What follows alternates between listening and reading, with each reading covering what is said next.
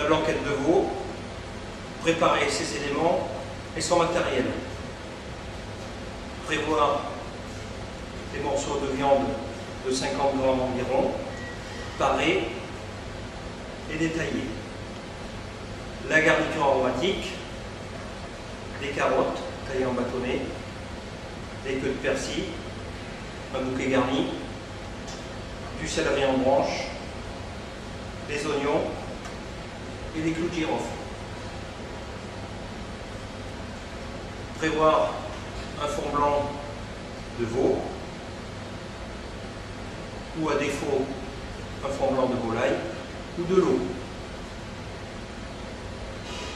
Préparer un roux blanc et le faire refroidir.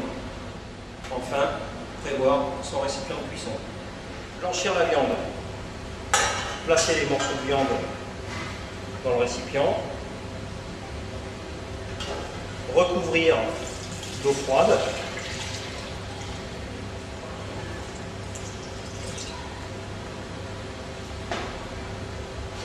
Et placer à ébullition. Écumer. Éliminer à l'aide d'une écumoire l'écume qui se forme en surface. Une fois les morceaux blanchis, refroidir et rincer la viande.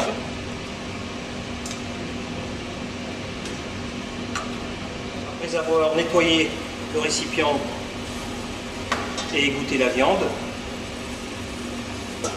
replacer la viande dans le récipient, mouiller à hauteur avec le fond blanc ou l'eau, puis reporter à ébullition. Atteint l'ébullition, écumer à nouveau.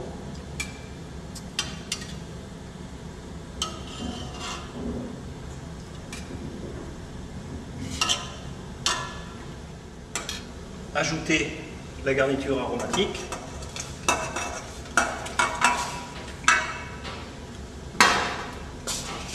Saler au gros sel.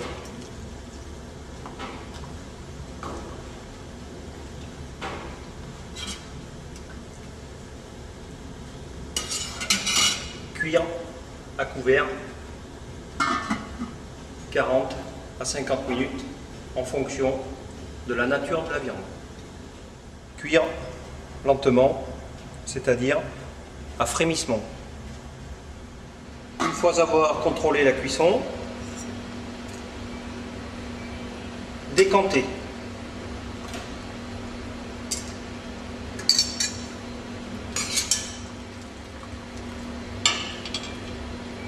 Une fois décanté, ajouter un peu de fond de cuisson avec la viande, ouvrir et placer au chaud au bain-marie le temps de réaliser le velouté. Passer le fond de cuisson au chinois étamine.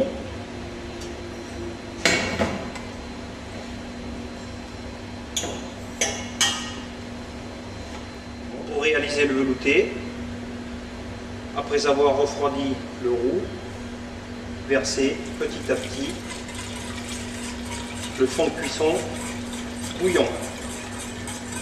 On peut aussi rajouter le jus de cuisson des champignons de Paris.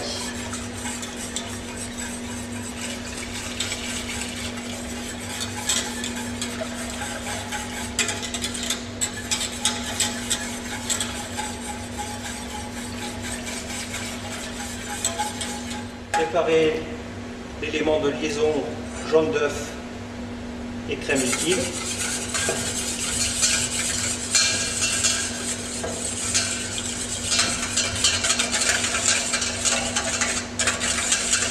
Pour terminer, le velouté.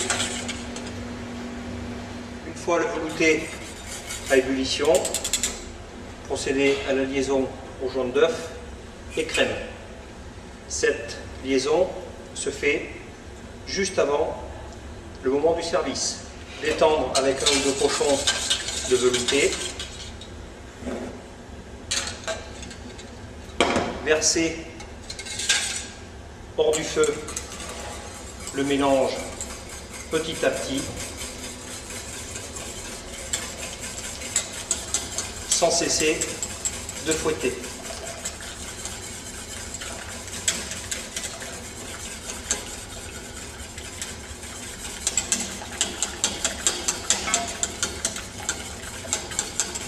Porter à ébullition sans cesser de remuer quelques secondes.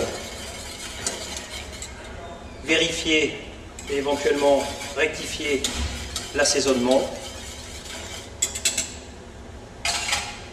Passer la sauce au chinois et tamil sur la viande.